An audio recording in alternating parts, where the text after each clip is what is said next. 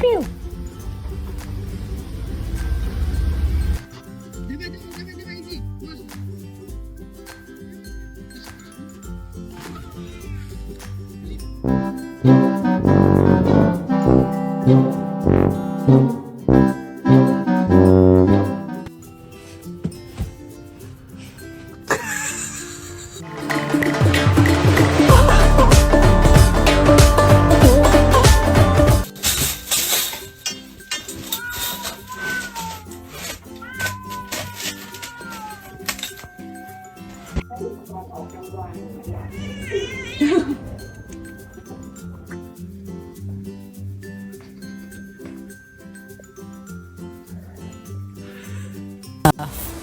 Come on, Sean. Please get up. Nope. There's a potato getting in.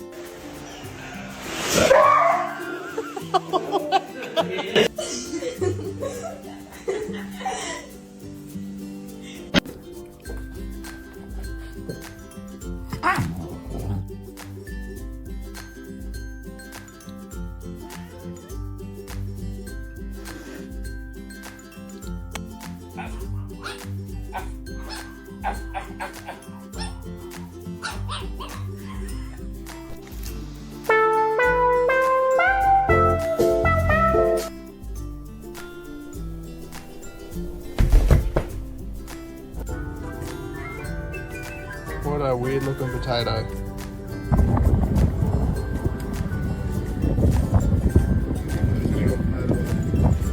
Immediately. Oh no.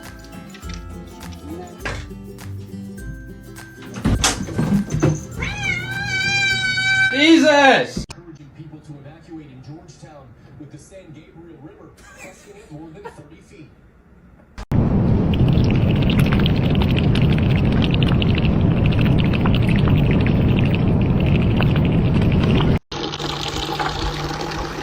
You get the other bucket?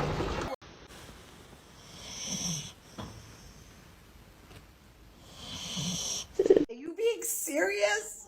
Stop it!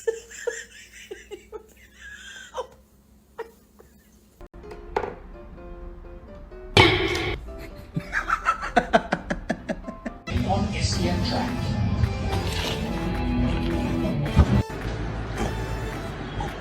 Oh no, no, no, no, no.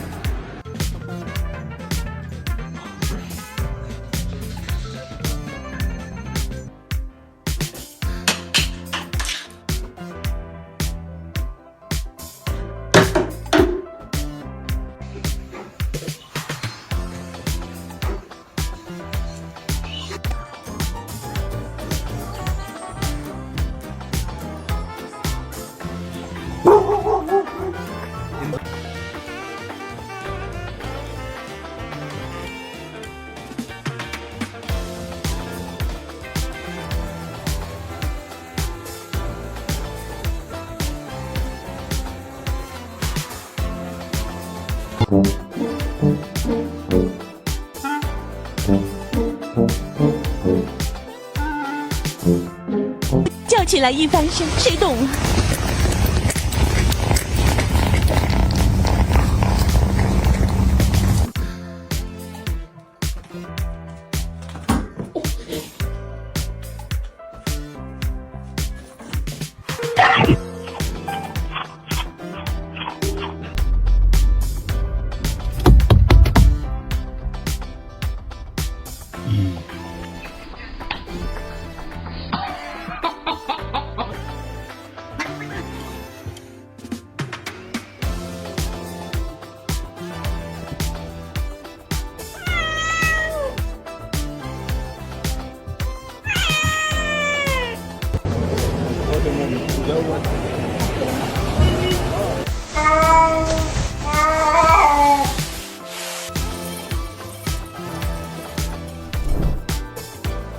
crabs actually build sand domes over their burrows to protect.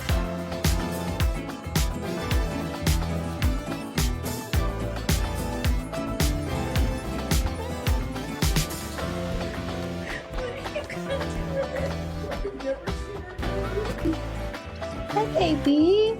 The feeling when watching them from the camera ring. I know you want to head home.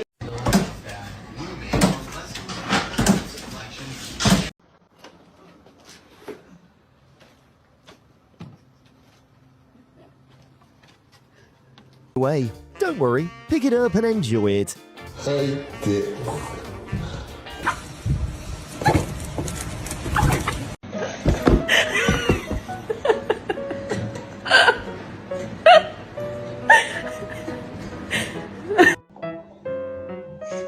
Getir. Topu getir. Top at topu. Getir. Top at. This has got to be some sort of joke because oh, sorry to bother.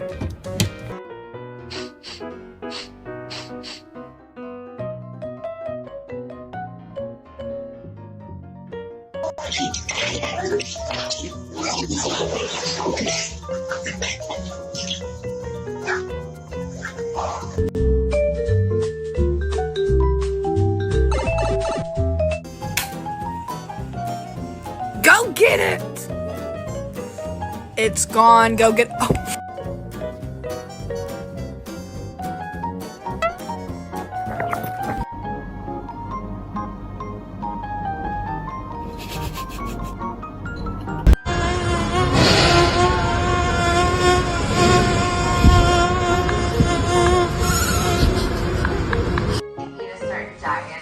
This time I'm really just all about nourishing. Estoy loco. Estoy loco.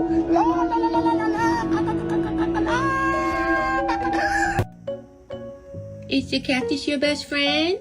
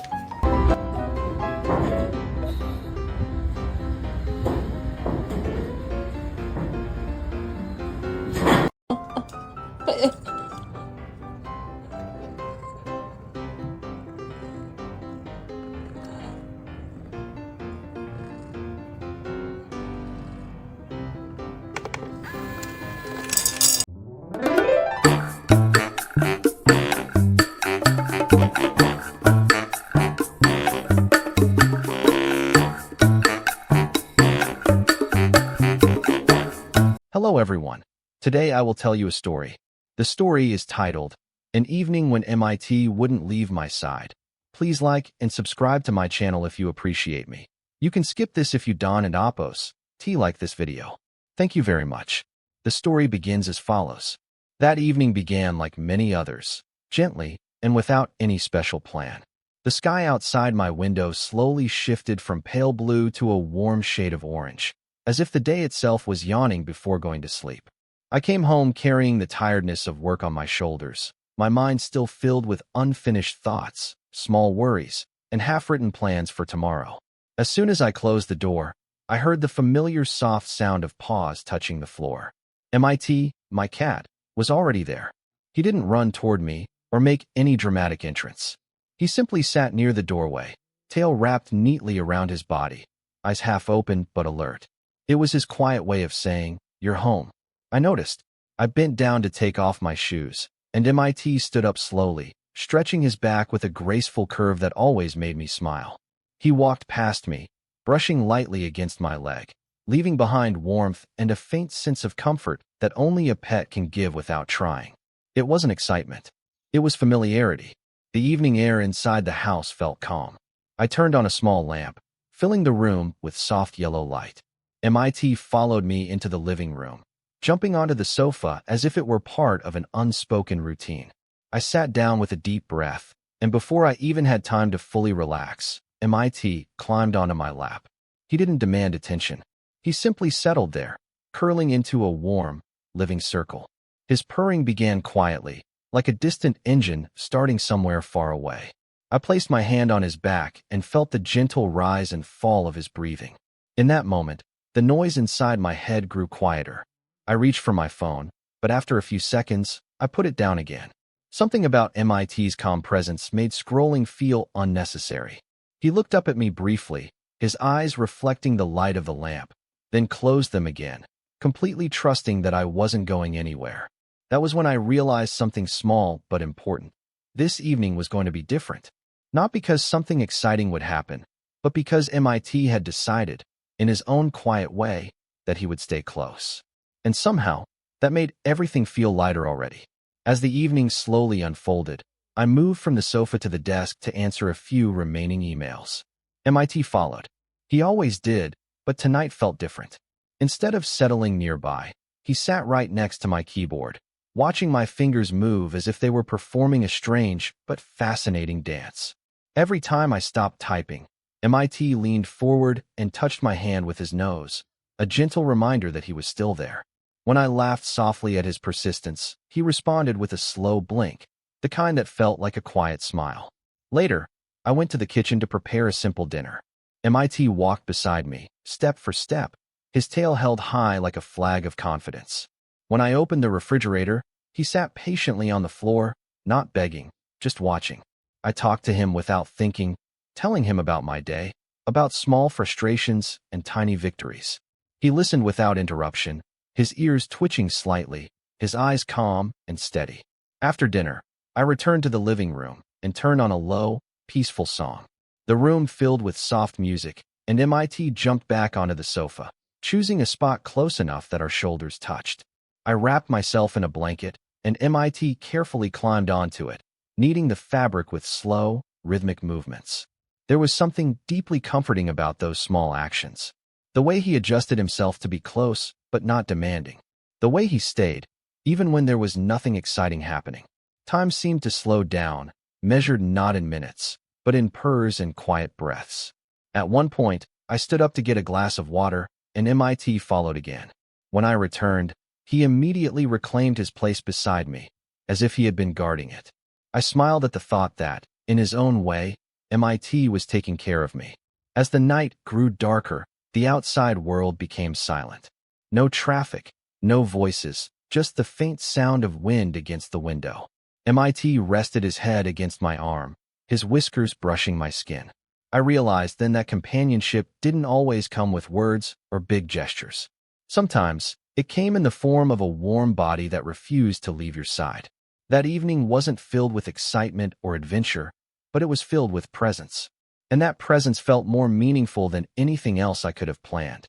As bedtime approached, I turned off the lights one by one. MIT followed me into the bedroom, jumping onto the bed before I even had the chance to lie down. He chose his spot carefully, curling up beside my pillow. I lay down, feeling the day finally release its grip on me. MIT shifted slightly, placing one paw against my arm. It was a small touch, but it carried a sense of reassurance. His purring grew louder in the quiet room, steady and warm. I thought about how animals don't stay close out of obligation. They stay because they choose to. MIT didn't know about deadlines, responsibilities, or future plans. He only knew that tonight, being close felt right. As I closed my eyes, I felt an unexpected gratitude. For the warmth, for the silence, for the trust that existed between us.